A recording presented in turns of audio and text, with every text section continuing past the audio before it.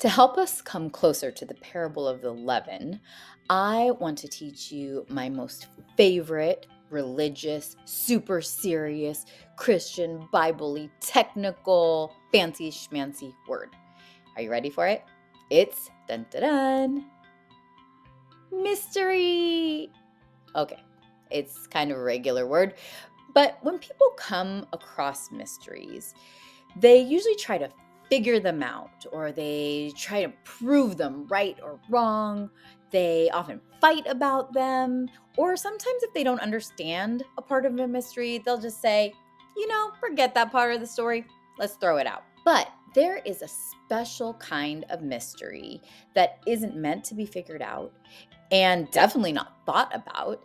And these mysteries aren't meant to be thrown away if we don't understand them. Like our parables, they aren't meant to have one answer or be seen from just one side or just another.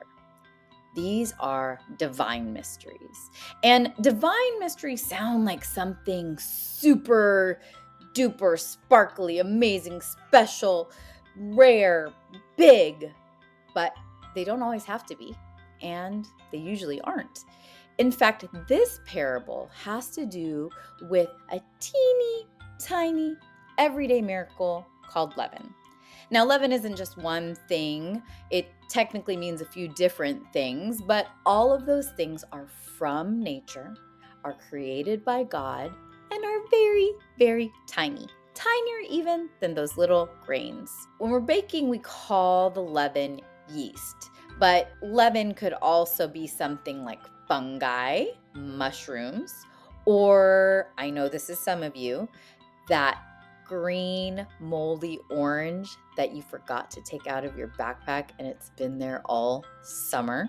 And today scientists and students can put leaven or yeast underneath a microscope and they can watch it and see it, what it's doing. It's eating, it's burping, it's farting, making gas like most creatures do when they eat.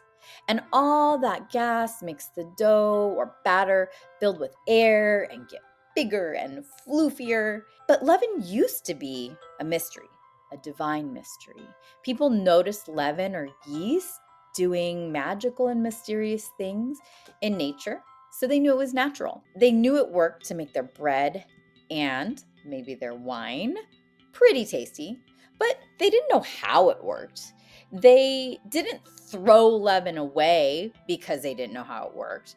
They didn't argue about it or try and prove it before they could use it. They knew it worked, and that was enough.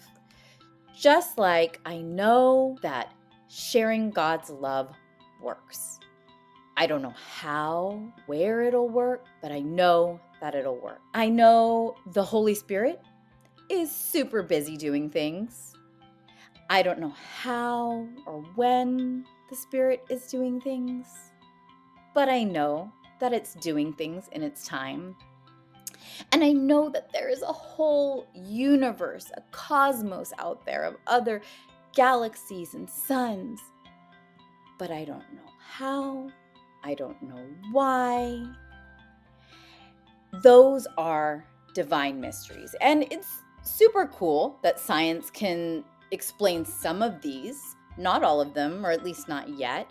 But what's cooler is that even before, long before now, what we call science could observe or explain these things, people, indigenous people, people from the Bible, women were participating in these mysteries, like the leaven, certain not of how it worked, but certain that it did work. All right, say bye. Bye. Can't see you, sis.